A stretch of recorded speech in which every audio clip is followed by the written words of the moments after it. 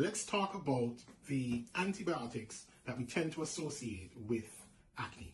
So first, we have the macrolides. So the number one macrolide that we tend to use in acne is erythromycin, right? It's the oldest one in the bunch. It works well, tends really not to have a lot of side effects. And sometimes we use it orally as a pill, but generally we want to treat acne topically because the problem is on the skin. Okay, so topical erythromycin is, it's a go-to. It's one of the things you can consider.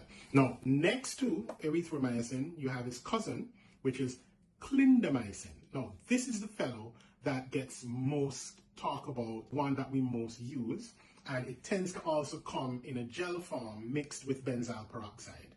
Now, I've already spoken about, my dislike for benzyl in a cream. So what I would advise is if you're going to use clindamycin, just use it straight. All right. It tends to be cheaper. That's one thing. And once you know what you're putting on, the use and the function of each thing, it tends to go better. So clindamycin is another topical agent, and you could use that maybe 2 or 3 times during the day. All right. So that's the thing about the antibiotics. They're not one application. You tend to have to put them on 2 or 3 times. All right. The other antibiotics I want to talk about, they're not topical, they're systemic, you take them orally, and that would be the tetracyclines. So the tetracyclines, we have 3 drugs that we tend to use. So we have the old grandfather, tetracycline itself. The other ones are long-acting, which is minocycline and doxycycline. Now, doxy and minocycline, they work really, really well. You take them once a day, and some people may take them twice a day, but once a day is good enough with regards to acne. And we tend to want to use these more with a really bad, like a fulminant acne, where you're not just having acne on the face, but it might be on the chest, the back, the bottom, you may have it on the arms. You want to use a systemic agent in that form.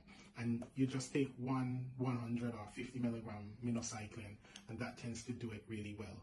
But that's it for now with regards to antibiotics. Just so you could know, you have the topical ones, which tend to be erythromycin, clindamycin. Then you have the systemic ones where you sometimes, you have clinda in the systemic as well, but that 4 times a day dosing is really horrible, okay? So we tend to more go to the tetracyclines when we're doing oral therapy.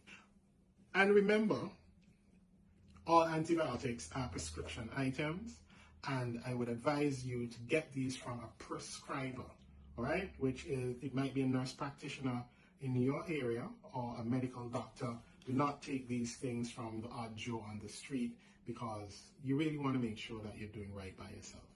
All right, that's it for now. Keep plugging. See you next time.